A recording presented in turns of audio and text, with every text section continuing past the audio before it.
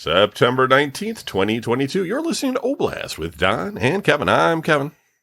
And I'm Don. And we're back again. You know, we did the show last week, of course, with Larry. Yeah. Larry Mack. If you are not a Patreon subscriber, you didn't get to hear it because it's only on the Patreon feed.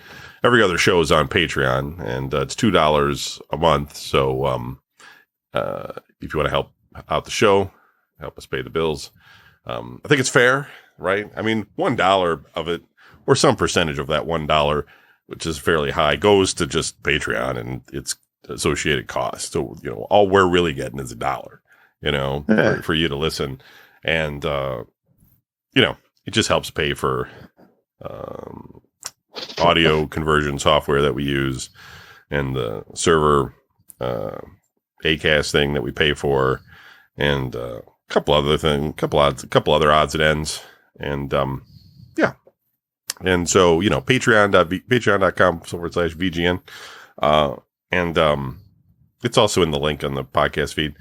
But and there's the whole archive. So if you want the old shows from the history of, you know, from all the VGN and stuff, you know, you want all that stuff, there's access there once you get in there, and you get your own private RSS feed, so you can get all the shows and be able to listen to everything week to week. But anyway,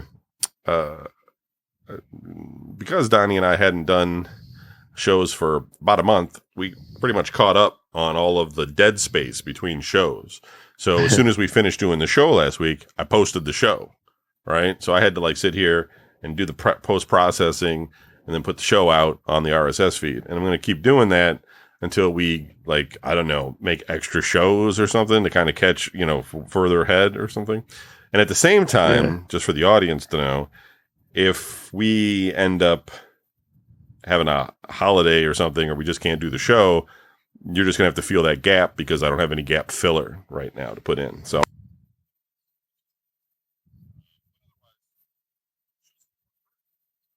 Hello.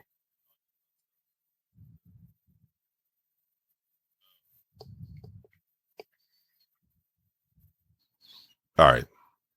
Okay, I think it's working. It sounds better now. Okay. Well, I'm sorry for everybody that got it. If it's choppy in the beginning. You know, about this mixing board from Rich, you know, a number of years ago when we started doing this show, and it's a good board, but it is really like, it needs to be exchanged for a new one. Let me just say it like that. It's not great. So, it does these weird things. Like, I think the power supply on it or something isn't good or something. And then, like, if you just bump it or something, you lose contact with things. And sometimes I have to move the sliders up and down, like, to clear like the atomic space dust that's on there. I don't know. So that's part of the typical VGN audio problems. These kinds of mixing boards, they're not that cheap, and I just don't really want to drop the hundreds on this stuff. But hey, we got a Patreon. If you want to help donate to help me buy a better audio board so we have better audio, that'd be great. But anyway, this week I had two topics I wanted to talk about, and then we might talk about some Clint stories at the end with Donnie, which would be fun.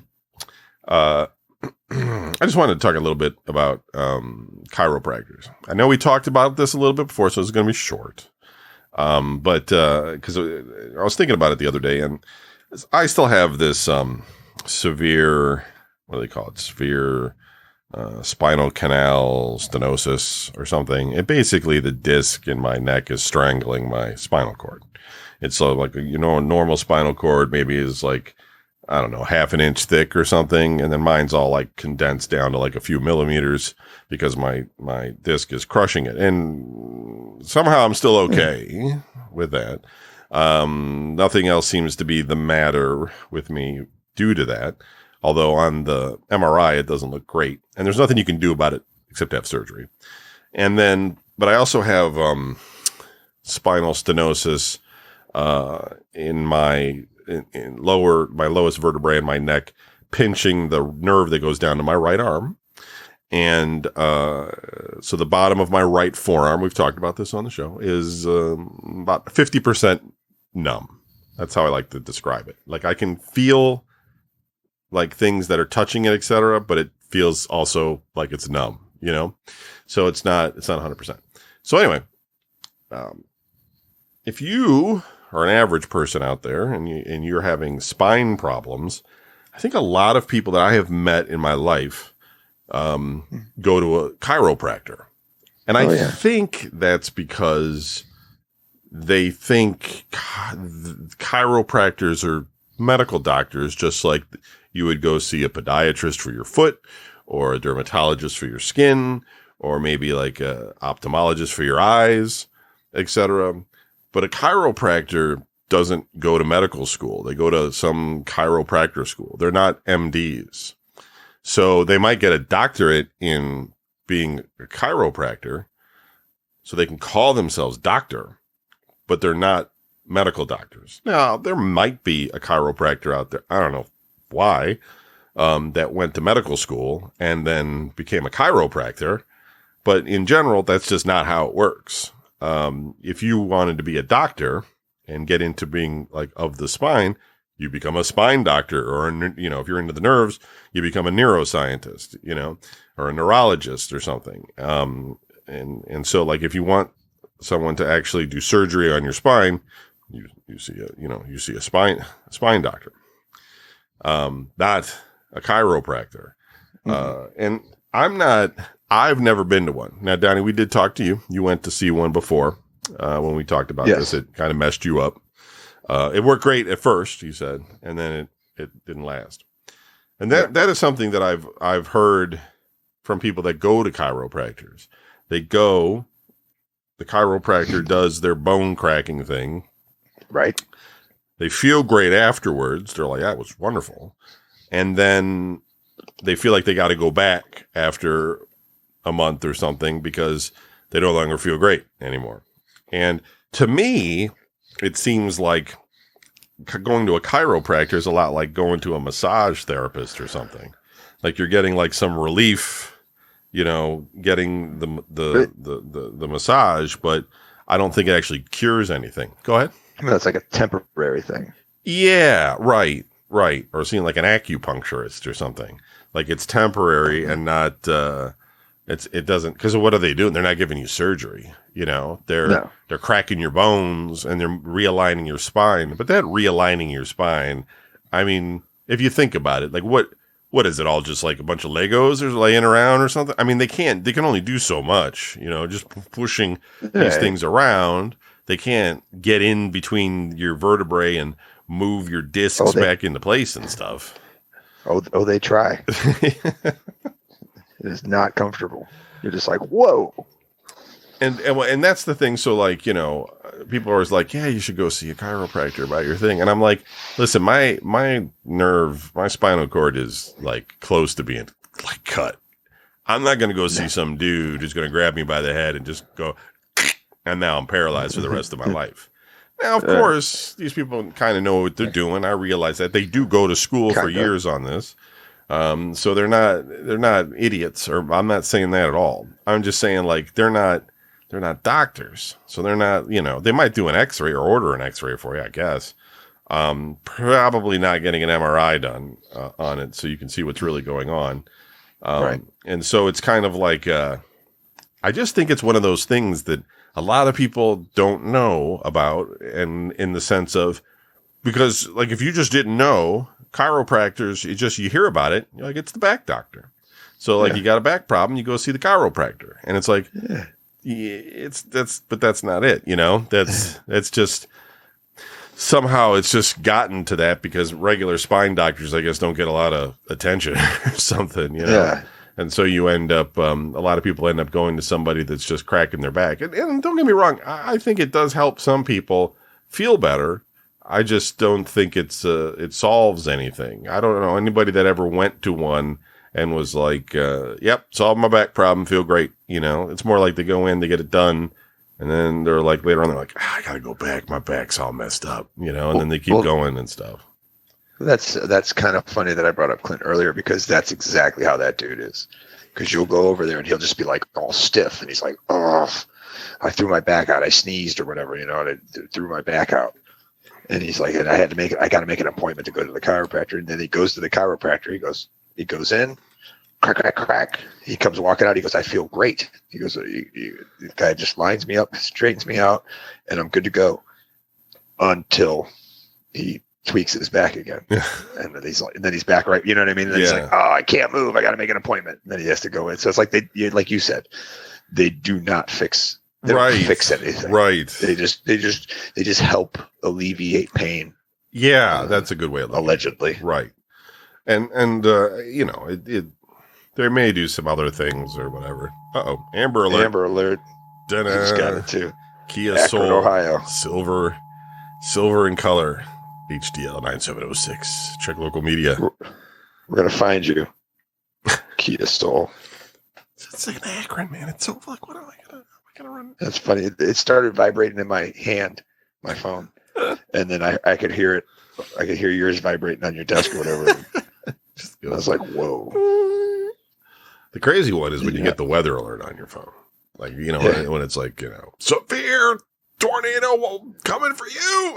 Everybody look out. Yeah, that's basically what it's like. You're like, what the fuck? Where am I supposed to go? Get down.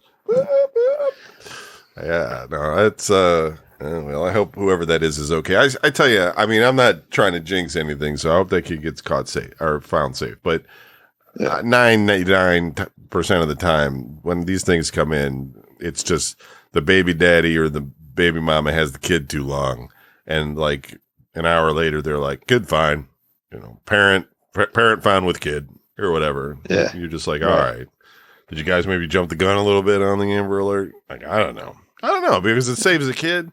But I mean, then again, to be fair, if something bad does happen, that's probably the one they don't tell us about. They're just like, this one's over, and then you don't hear that something horrible happened. So they're not coming back and being like, well, body was found. Right. You're just like, what? You just hear the good stories that they found the kid. So I guess maybe that's true. Right.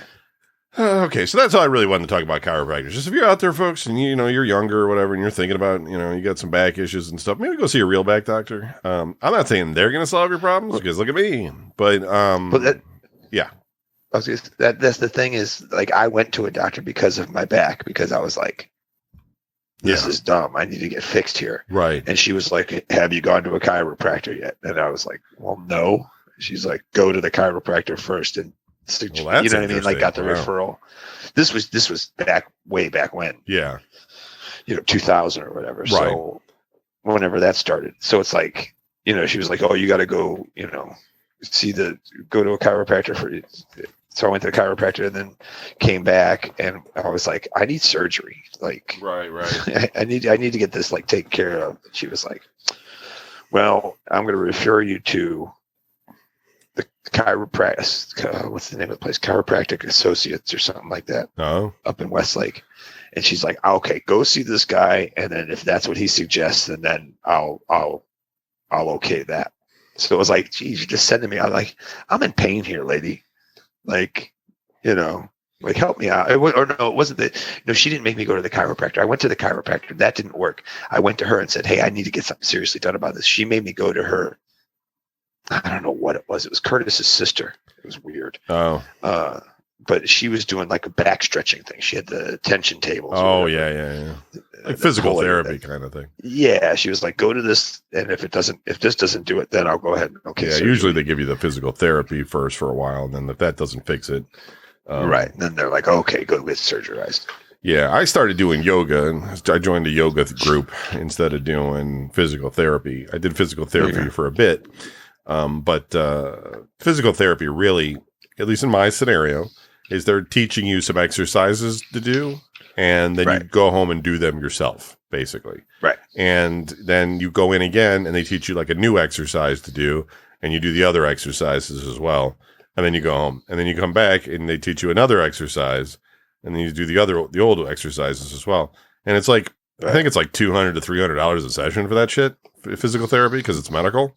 And I'm just like, yoga's like $22 a session, man. I'll just go do the same shit at yoga, So, go on YouTube and pull up yoga videos. Yeah, that's the other thing too. For a lot of physical therapy, like if you kind of know exactly what's wrong with you, you can just find the things you can do on YouTube, And physical therapy didn't help me. So It never has. I always go because you have to, basically, if you want to eventually get surgery.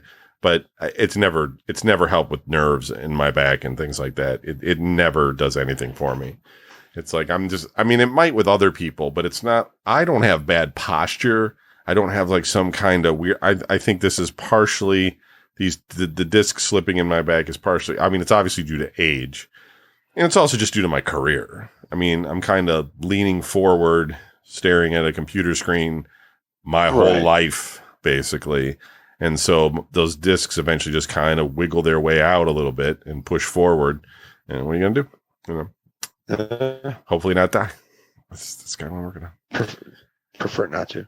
So the other thing I want to talk about, I was thinking about this the other day, and I wanted to talk a little bit about the history of video games, because I thought it was kind of an interesting topic. You know, I watch a lot of these YouTube videos of people always retro this and that things they do. One thing I can never understand too, by the way, there's a lot of these guys out there that they'll take like a Commodore 64 or an Atari ST or an Apple or something. I don't know. I don't watch those other ones. I mostly watch the ones I grew up with. So I mostly watch like Commodore. They'll take an Amiga or Commodore 64 or something. And these guys, I mean, some of these people out there they get like circuit boards and they'll build all new like microchips and things to like put into these things to make them like faster, you know, like you could make a Commodore 64 run 40 times faster, you know, put in this thing and take this chip out and insert this one. And now it's going to work like super fast, you know, and same with the Amiga. They're like, you can go ahead and put this in and that'll make the Amiga like, you know, process things like 100 times better. Like I can get behind some of it. Like I can get behind the idea of like the floppy disks, like that bullshit. Like put all that shit on a USB stick and plug that in. Yeah, it makes sense because those floppy disks don't hold anything. They're dated and they're not reliable. You know, but this speeding the computer up or enhancing these things, and they'll do this with game systems too, right? Old game systems. You know, see how fast your PlayStation 2 can run and all this sort of stuff. And it's just like, look, the games were written for the machine of that time.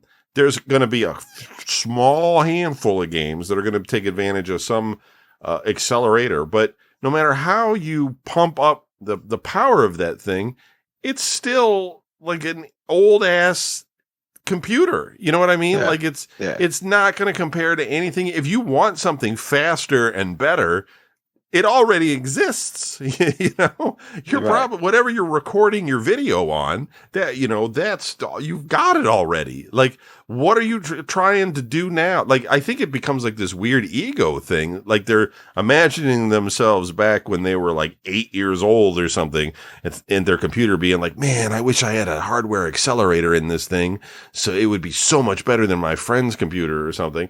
And now they're like making that come true as an adult or something. And they're just like running some program on their machine and they're like, wow, look how much faster it is. And it's just like, who cares? I just don't give a shit. Now I realize that there's some niche shit that can happen. Like some people might like to use like the Amiga's old 3D rendering packages and maybe speeding it up would be good for that. Okay. But I don't think that's what most people are doing. I think most people are buying these accelerators because it's like some kind of weird, like, you know, just like you want the most powerful version of that old shit that you can have. And I know, I don't have one, but I know that if you did use those things, they're probably unstable as all else because like the software wasn't written for that kind of timing. You know, like the PCs of today, you know, probably starting somewhere in the 2000s era, were much more variable, you know, so like Windows, you know, will run Windows 95 would run on a DX66 or a DX33, you know, 33 megahertz or 66 megahertz, different kinds of graphics cards, different kinds of sound cards and things. Not always well. I mean, there's always those blue screens that everybody would call blue screens of death. driver issues and all these kinds of problems over the years. But eventually, you know, it gets to a point where the machines now can be very variable, and the operating system can handle all the different timings and confusions. But if you go before that era, most of the hardware was fixed, really, you know, and so the developers, like if you're writing games or just general software and things, kind of knew the clock cycles of the machine, you know, and they knew, you know, they could like talk to this microprocessor at exactly this moment because that microprocessor wouldn't be working on something right then and there. So they could like talk to it, get its little piece of data that it needs, and then let it do its thing. And all of that stuff was done with like assembly language so that you could make this stuff all kind of work very quickly. And if you go in and change the timings, if you're just like, I'm going to make the CPU 100 times faster, then all of that code's not going to work right, because the memory spaces and things aren't going to be available at the same time that the software was written for. And so then it's just going to go and shit the bed most of the time. And that's, you know, Sega Saturn is also like a lot of that software was written in like assembly code. But anyway, I don't want to I kind of went on a tangent there because I just see a lot of these things on YouTube and I just find them to be like kind of ridiculous. Sorry. By tangent, you mean a bunch of words that I didn't understand? Yeah, I'm sorry, but some people out there, yeah. No. I know. I'm just saying. It makes me laugh because I'm sitting here going like, all right, dude, come on, follow it. Nope. I lost it. I don't know what he's talking about. It's you know, like there's a good video out there on some of these things about tricks that were done with, like, this one developer was talking about tricks that he did while he was developing video games back in the 16-bit, you know, and Genesis, Super Nintendo, Sega Saturn, right? And Sega Saturn was you know, eclipsed by the PlayStation, but the PlayStation was this sort of raw hardware in the sense of, as a developer, and it was good for developers, but as a developer, you would write a program for it, a game, and it would, out of the box, for the most part, offer you the maximum amount of performance that it was capable of. So it was like you didn't really have to do a lot of tweaks or anything. This is what it did. Now they obviously do some tweaks, but most of it's already there. There was no extra power to tap. You just got it, and it worked great, and it was really powerful for the time. I mean, the PlayStation was a great little console. We all know that. The Saturn, you had the ability to write code for it, and if you weren't getting the performance you needed, you could call on other microprocessors that were on the board for assistance. For instance, like that Virtua Fighter game, right? Yeah. You got, like, you know, the two guys fighting in the 3D arena and everything. Right. I think it's Virtua Fighter 2. I don't know about Virtua Fighter 1, but I know for a fact with Virtua Fighter 2, there's two processors. There's two main processors inside the Saturn. And what they ended up doing was they used one for one character on the screen, and they used the other for the other character on the screen. So, like, they ended up, you know, using the maximum amount of power from both of these processors in order to make this game. You know, each character was being rendered by their own processor. But they also had the Saturn also had this thing called a DSP, which is a very sort of, I don't want to call it basic, but it kind of is. It's just a basic calculator, right? Like a calculator. It just does some math. Right, it just adds some things up, okay. But a DSP does it really fast, right? So it can add up things much faster than a regular processor because it's sort of dedicated to what it's doing. And you know, an example of a DSP is when you put a compact disc in, it's reading all those zeros and ones off of that disc, and it's making your music, right? Yeah, that technology has been around since the 90s, and you know, it's, you know, fast, right? And it ends up, you know, processing all this stuff without a lot of overhead. Like, you know, you didn't have to buy like $1,000 processor to play your your music. It's like, it's cheap. DSP is cheap, but you can get better and better DSPs. Well, anyway, Saturn had a DSP in it as well. And like these developers do, like if you were needing extra processing time, you could reach out to the DSP and be like, hey, do this extra math for me, and then give it back to me really quickly. And if you did it with the right timing, right, you're like, I got 5 seconds to do this. So do these math problems and then send it back within 5 seconds. Right. And as long as the calculations weren't too hard, or, I'm trying to dumb it down in a way, but as long as the calculations weren't too hard, it could return the results in those 5 seconds. So the CPU itself wouldn't have to try to figure that out. And so the DSP is so fast, it's able to like do all these calculations and help the processor out. So you were able to, on the Saturn, you were able to make games that were like really high quality, and have a lot of features and effects because of this combination of microprocessors. The negative of this craziness is you actually need to have a really good developer, right, that can harness this knowledge and use these processors. But it just takes more time and development time to do it, where on the PlayStation, you could just be like, all right, let's just make our game, and boom, it's done. And where the Saturn, it's like, if they did that, they're like, we're not getting the performance we want. Now we got to fuck around with it to get it to where we want it to go. But I think at the end of the day, I had both systems at one time or another, and and I have them both today, and I have a whole bunch of PlayStations, and a couple different Sega Saturns. But I've always felt that, like, respectively, the performance on each system was pretty much identical. A lot of people, the ups and downs with it, but obviously the PlayStation just simply had way more titles. They had titles a lot earlier, and I think they had better cases for their games. For instance, the Saturn had those big plastic things that broke, wasn't any good. And Sega's first party titles for the Saturn, some of them were okay, but some of them were shit. And they just didn't have those standout titles. Whereas Sony was going out and creating like 989 Sports and buying like all of like Psygnosis and all these other little companies and having them all make games for them constantly. So they had this constant warehouse of titles, good quality games coming out for the PlayStation all the time, plus the PlayStation was $100 cheaper.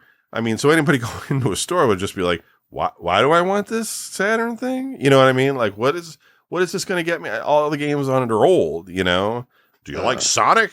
It's like, I mean, yeah, but I don't know, But the Saturn did do a few things that were kind of novel in the sense that it had a cartridge slot on the back of it, and you could plug in a memory card into there to expand its memory. And the Japanese really embraced that because they were at that time, and so in America it's the same way. They were really into the 2D fighters like Street Fighter 2 and all that. All right. And all of those games, all of those characters in those games have a lot of frames of animation, right? So if you want smooth gameplay, you want to have all of those frames of animation in memory. And if you didn't have enough memory, then you had to cut frames out and the gameplay wasn't as smooth. And so on the Saturn, you were able to do that because you could add the memory card to it. Where on the PlayStation, you couldn't. In fact, the PlayStation, it really didn't do 2D graphics at all, really. I think like things like Street Fighter 2 and stuff were actually done with polygons, like 3D polygons. Yeah. And they were just done in a way that made them flat and look like a 2D game. You know what I mean? Like they utilized tricks to make that work. And you would not know the difference if you were playing something in 2D. But I think the PlayStation was just designed because Ken Kutaragi was just a visionary, and he just kind of knew, like, we're going to make a 3D system. It's not the time to do it because none of this stuff is powerful enough to do it, but that's what America wants, and he was right. I mean, he was right. Yeah. Everybody wanted that 3D thing because of Doom and all that stuff. And, PlayStation, well, we all know, just was a monster, and that led on to PlayStation 2 being even a bigger monster. But anyway, let's go back to the beginning here for a second. I was born in 72. Okay. And 1972. That's right. Just so everybody knows. Right. And that is when the first video game system commercially was released. That's before the arcade. It was released for the home. So there were arcade parlor games, let's say, right? Like the electronic things with the gun, the owl pops up on the screen, you blast it with a bolt of light, you know, that kind of stuff was happening. We saw a lot of that craziness. The car where the wheel, you turn the wheel and there's like a track that's kind of rolling down the screen, but it's all mechanical. It's all mechanical. Right. Lots of mechanical arcade games. Like a little Matchbox car, like on a basically on a stick, right? But you drive right or left. Exactly. And so, but Magnavox, they came out with the Odyssey in 1972 for the home, and that had a version of Pong on it, or tennis, right? Because Atari, Nolan Bushnell saw it at the trade show. He stole the idea and created Pong, and then started putting Pong in arcades. And then Atari started to sell Pong for the home, and they got sued and lost because they stole the idea. And Magnavox became the predominant producer of the licenses for Pong. And if you followed my, Will It Work series on YouTube, which I still have to finish putting all the other consoles I have on there. Pong was like from like 72 to definitely sometime in the 80s, they were still making Pong systems, right? With variations of table tennis. And but for, I think, the Atari 2600 and its various close siblings mostly came out around 77, 78. So for about 5 years or so, if you want to play a video game, it was just Pong. Yeah. And I kind of had an Odyssey for a minute when I was a kid, and then it kind of moved on. It didn't work right or something, or my parents didn't know how to set it up right. I was really young and like that era, that age, but I vaguely remember my brother sitting on the couch playing it for a little bit and being like, it doesn't work, ah! And just sort of mesmerized a bit by what was going on.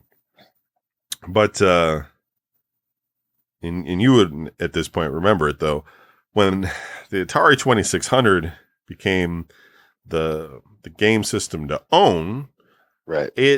There was this weird video game craze going on in the 80s at that point. Like, there was arcades everywhere, songs about the Atari games, Pac-Man and Space Invaders and things.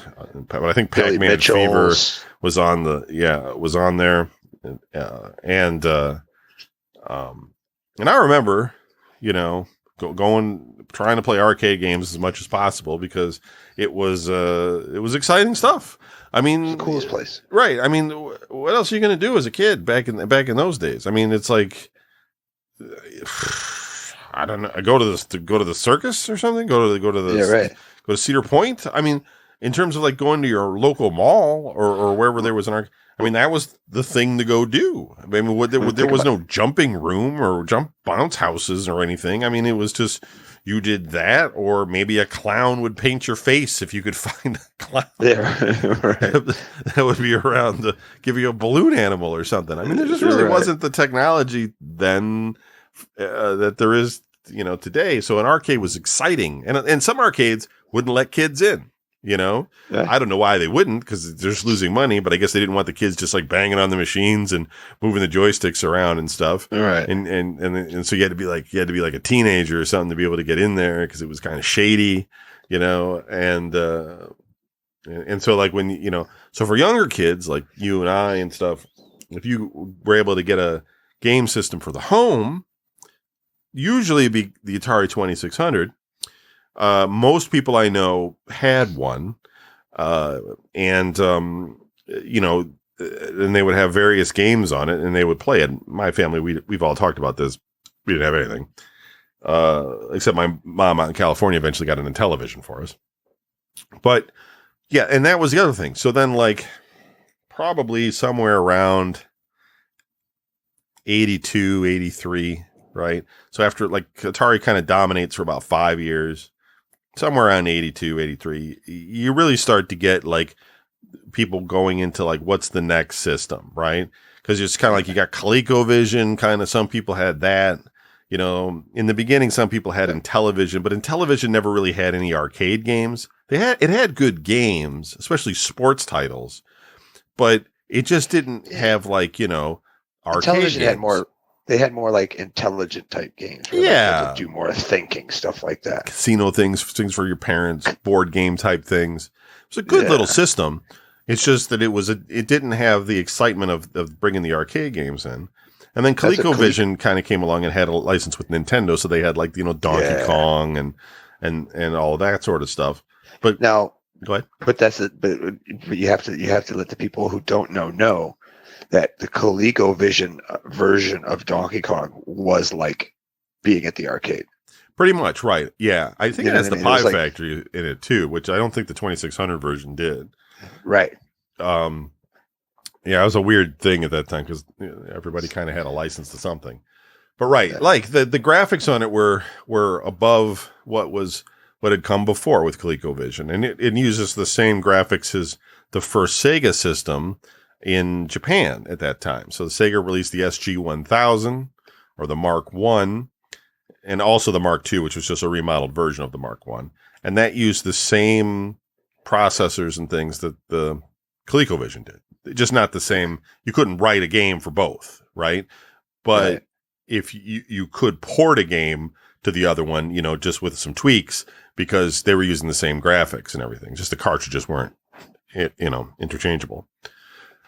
But anyway, and then, you know, so you have this sort of thing, and then there's this what's known as like the video game collapse, and that's hard to really explain what was going on at that time. I mean, you would go into a store and games would be for sale and they would be fire saled because people weren't buying them in the masses that they were. But I think a lot of it is just like the industry was thinking that people were going to come and keep buying the games. So they overproduced everything.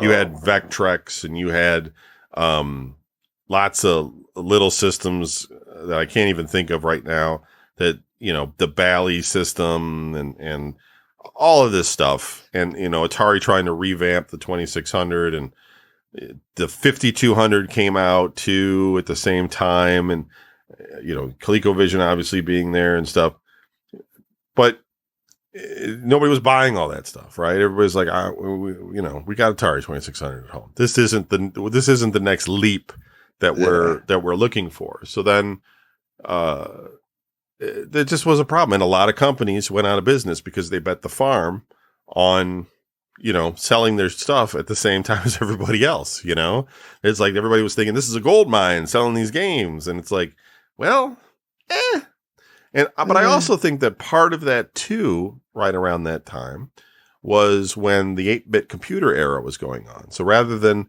playing 2600 games, people were playing Commodore 64 games, right? Because they were just this is the next step up to the Commodore 64. That's what I was doing, right?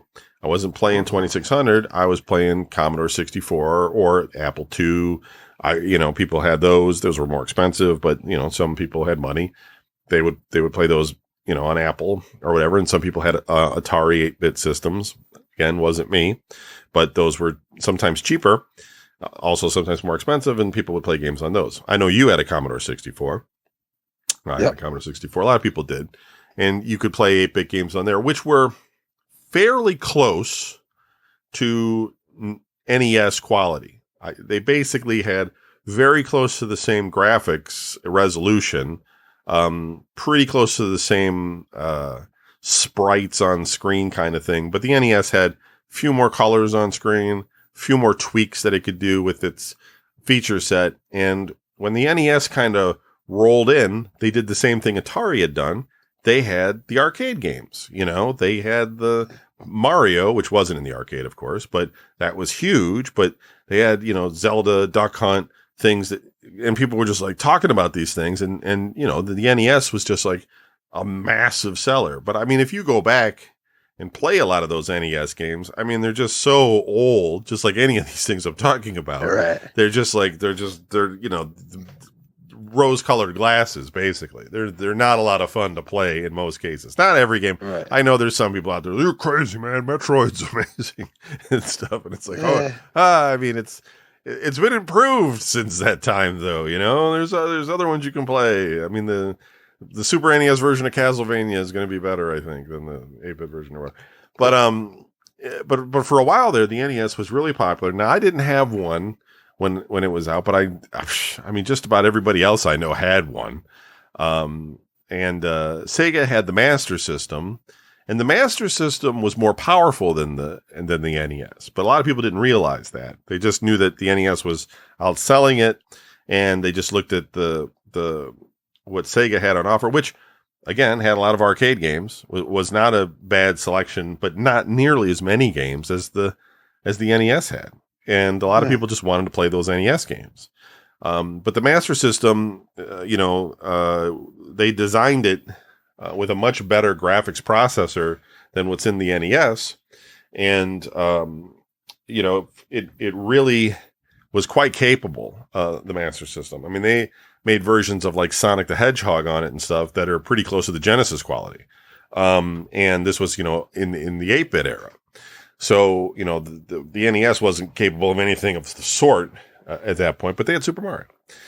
They had they had enough, and people were just like, people get into this inertia when they're buying systems, and they're like, this is the one, this is the system I'm going to own. Like, and you're just like, you could buy 2 systems, you could have 2 under your TV. No, only this one. That other one, trash. Right. And I've never, personally, I mean, we all know, like, I've never understood that mentality. I wanted to play all the games. Like, I wanted to play everything. Like, I don't want to be like, oh, no, I don't want to play 3DO. At the time, 3DO was a lot better because of the video and everything in it than, what was on Genesis at that time, right? So I was like, I totally wanted to play 3DO, but I also knew that Genesis had some great games on it. But anyway, we get into that. So NES was a monster, and the Master System did well in certain areas of the world, but it never really caught on fire like the NES did. Then Sega kind of closes the gap with the Genesis versus the Super NES. Part of the reason was Sega was smart, and they were like, let's get the Genesis out early. Let's get 16-bit out early. And because Nintendo has always been behind the, slow. They've always been slow. And so it's like, let's get this going. And also because Genesis was well designed. It was just a well designed little console. Like, it had a good processor in it. It had quality graphics for its time, and it had a lot of tricks in it. So you could get some really fun performance boosts. And it had a good controller. And, it had just an all around, like, good. Like, I have no complaints about the Genesis. It was, and I don't think most people do. You could sit there and say, like, well, the Super NES is better or whatever. But I think just when you look at it as just a solid piece of kit, it's pretty good. And you also had the Turbo Graphics around at that time, but most people I know didn't have one. I think I knew one guy that had Turbo Graphics. And Turbo Graphics had a lot of great games on it. But it was a weird system because it was an 8-bit microprocessor, but it had 16-bit graphics. So it could do like full color, large character animation things on screen. It looked really good, but then the games were also be a little bit limited because they're still kind of 8-bit, so it's like a really good looking 8-bit game. Yeah. But it also had like the first CD-ROM stuff going on with it though. So it had, that it had its own little niche following, and there were lots of other systems. I'm not going to talk about everything while we're going through this. I'm just kind of talking about the wave of what happened with video games. Yeah. And so, eventually Super NES comes out, and it's competing against the Genesis. And, the Super NES was better technically. It had 256 colors versus like 32 or 64 versus the Genesis, but Sega was able to sort of adapt constantly. They were like, hey, now we got the CD unit for it, you know? Yeah. And we got this extra, you know, VX chip in our thing, just like Nintendo does for like hard driving or something. And we've got the 32X attachment if you want to play 32. None of that shit was successful, but I think it like kept them in the conversation. People were like, you know, yeah, I've heard about, you know, Nintendo's new system, but I don't like Mario. I want to play Sonic. And Sonic, of course, was, you know, when it came out, it was just like I don't know, people were really into platform games, and Sonic kind of took it to the next level. You know, Mario's great, Yeah. but Sonic was just faster. You know, it had like these loops and things that, you know, it was just like kind of fast and crazy at that time. And a lot of Yeah. that, there was a lot of that kind of 90s energy right then and there, you know, and then Sega was always like, had that slogan like Sega, you know, but it was kind of like that whole purple ketchup in your face kind of thing going on, you know, with kids at that point. And Sega was just Yeah. able to tap into that a little bit better than Nintendo was. But Nintendo had its RPG thing. They had SquareSoft, you know, they had their Castlevanias, and, you know, they built their library up. And of course, you know, lots of high quality games. So Nintendo, and, you know, I think maybe ultimately outsold the Genesis, but it was very close. Like they were like really neck and neck the whole time, and neither company did poorly. In fact, Sega was really enjoying like a lot of cash flow at that point. You know, it was a good time for them. And then, you know, we get into the PlayStation era. It comes in at the same time as the Saturn, and we talked about this. The PlayStation was basically a Sega killer at that point. But Nintendo was like looking at it, and they're like, well, we got to do 3D too. So we're going to do cartridge-based 3D, which was a weird choice, but good thing they did. And they came out with the N64, which was based on like Silicon graphics, and it was going to be this amazing thing. And I always kind of go to this one argument that I had was like Super Mario 64 looked really good for the time, right? It had this like roundish cartoon characters. It had extra, you know, shading and lighting effects and things. You had this 3D world, you know, you could jump and get your stars or whatever, and looked great.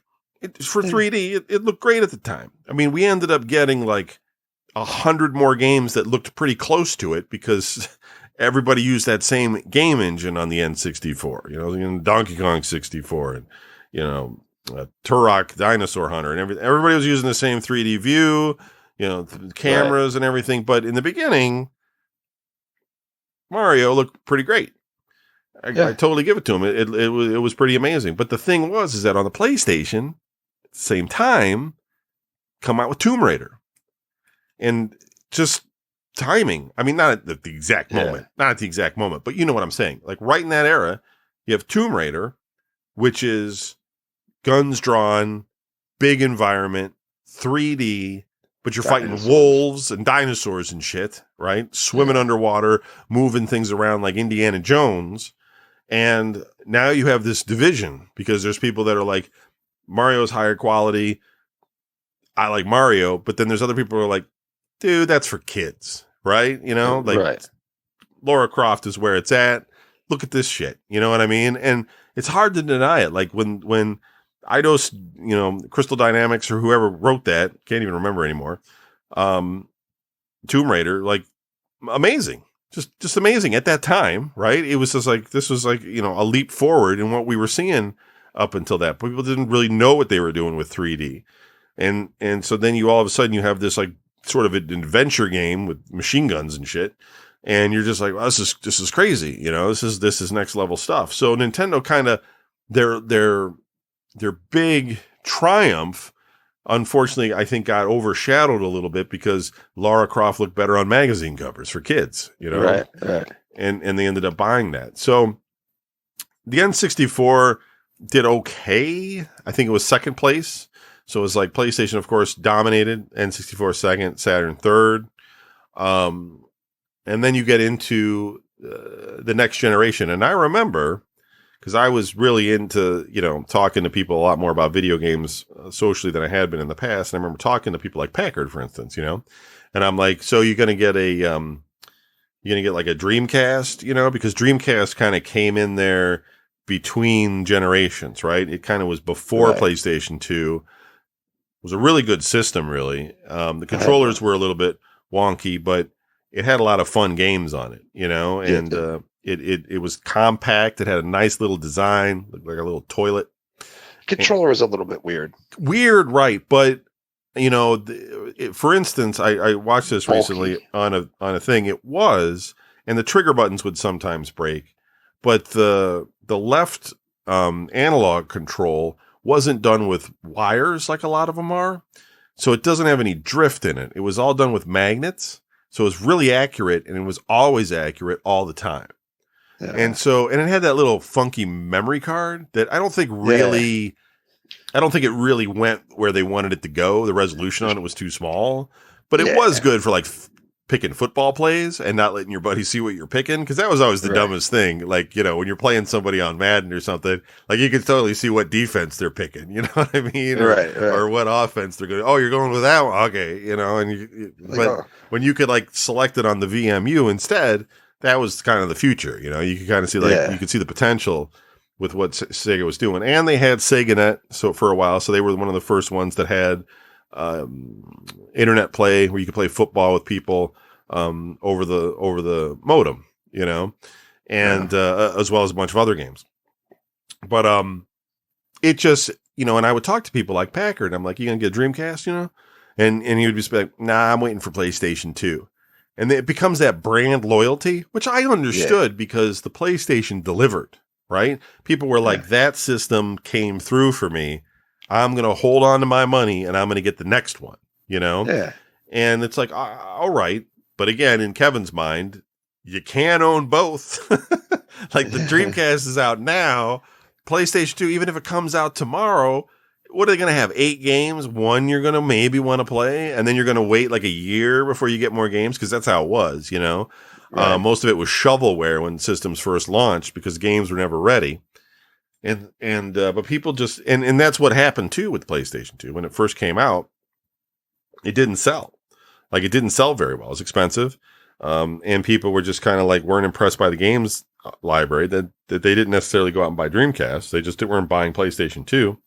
And then they came out with Gran Turismo 2. And then it just like Yeah. boom, off the shelf or whatever it was, Gran Turismo 3, whatever it was for the PlayStation 2. And Yeah. it sold like crazy at that point. And then, you end up getting like Sega basically kind of goes away, but a lot of their engineers and developers and things went over to Microsoft. And they end up coming out with the Xbox, which was the most powerful system at that time. Nintendo kind of went middle ground with GameCube, but GameCube was too little too late. It was one of those systems where developers were just sort of re-releasing games on it later on. And it was a quality console, but it just had that look of it being for kids. It was those Yeah. colorful blocks and it had those little discs and you had the Mario games on it and everything, but you didn't have a lot of big third-party support, probably due to Nintendo's own fault for their licensing practices. And, they just didn't end up getting the kind of support they needed. So that became an after-run system, like not a very good success for Nintendo at that point, even though it was a good hardware system. And then Microsoft basically using a lot of the same technology from Dreamcast in the sense of, they had the big bulky controller with the slots on it to plug things in. They ended up using a lot of the networking type stuff for internet play. And then they had, the hard drive built into the system at the get-go, and it was just more powerful. But again, it too suffered from lack of titles. PlayStation 2 being, again, the predominantly strong system, and the Xbox probably rounding it out in number 2, at least in the United States. It didn't sell at all in Japan. I would have to look at the numbers worldwide between GameCube and Xbox to know who actually came in second place. I've never looked at that. But I would think GameCube in the Eastern United States would come in third. And then you end up getting to PlayStation 3, which didn't do as well. It was too expensive. Ken Kugaragi put everything in his, into that damn thing to, Blu-ray and 15,000 different ports and plugs and expanders and things in it. But the Xbox 360 was cheaper, and it had an established internet presence. It had Xbox Live, and Sony was still building out their internet stuff. It wasn't polished like it is today. They had a lot of things they were missing in terms of features, especially when you wanted to play with your friends, like cross invites and all this sort of stuff, that the 360 just dominated. And it was like at that point, Microsoft comes out on top with the 360, PlayStation 3 in second place, and Nintendo just says, fuck it, we're going to use the same technology that's in GameCube. We're just going to improve it a little bit, and we're going to come out with the Wii. And we all looked at the Wii, and we were just like, that thing sucks. But it was also kind of like a lot of people were just going, yeah, but look at that motion control. I can fight with a lightsaber and fight Darth Vader and shit and use the Force and stuff. And it's like, sorta, like kind of. You're not, there's a lot of things missing in that. It's not going to work quite that way. And I would warn people about it. But, to Nintendo's credit, they had that Wii Sports with it. And that was some fun shit. That was like fun to play right out of the box. Yeah. And that was enough to move that system to be number one. That, you know what I mean? Like when they sold a gazillion Wiis just because of that. And then they had that Wii balance board for exercise and stuff. And Nintendo, just like that, they knew what they were doing. They were selling low cost, because there's not a lot of hardware improvements there, just doing some tricks with the motion control, making it easy for mom to play. It was brilliant. It really was. It was brilliant. I didn't play it that much, but they had a lot of games on a lot of shovelware for that thing, but it did really well. But then, you get into PlayStation 4 type period. So you get PlayStation 4 and Xbox One, and Nintendo's like, we're going to do Wii U. And people are like, no, we're not doing that. We're not doing Wii. We just did Wii. We're not doing Wii U. And that thing was a total failure, right? Had that weird screen that you could, but it wasn't really remote. Like the thing was a mess. But then you've got these two systems that were most recent, like, up until just now, but Xbox One and PlayStation 4, and very competitively matched performance-wise.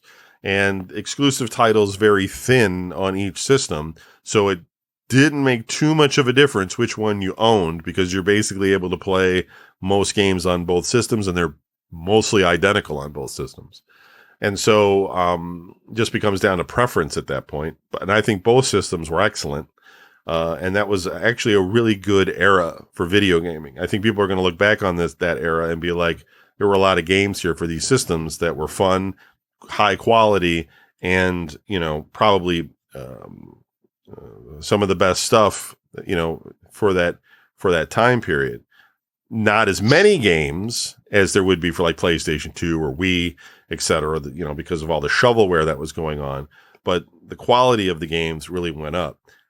The jury's still out on where we are today with PlayStation 5 and Xbox Series, and because there's not enough titles out right now, and there's still a lot of support for the old hardware that, it's kind of like, I don't know, maybe they released these systems too soon because they don't make enough of them, but the number of titles that are released for them aren't spectacular right now. There's just not a lot that are kind of really showing off this sort of quote unquote next generation.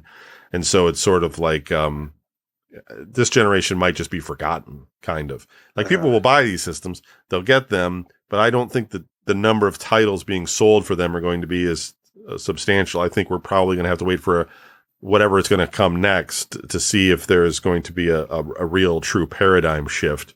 Or they're going to have to just make more and more improvements to the games for these systems to really make them kind of stand out. Not sure. Whereas Nintendo comes out with Switch, which kind of gimmicky at first, where you could like take the controllers off and give it to your friends and they could play, and you could use it as like a little standalone TV that basically nobody did.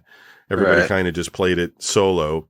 And really it was kind of like an Android phone type of thing, just, gaming quality, just with, a lot of specific games written for Switch, Japanese type games, Nintendo games, etc. to for people to buy and play this.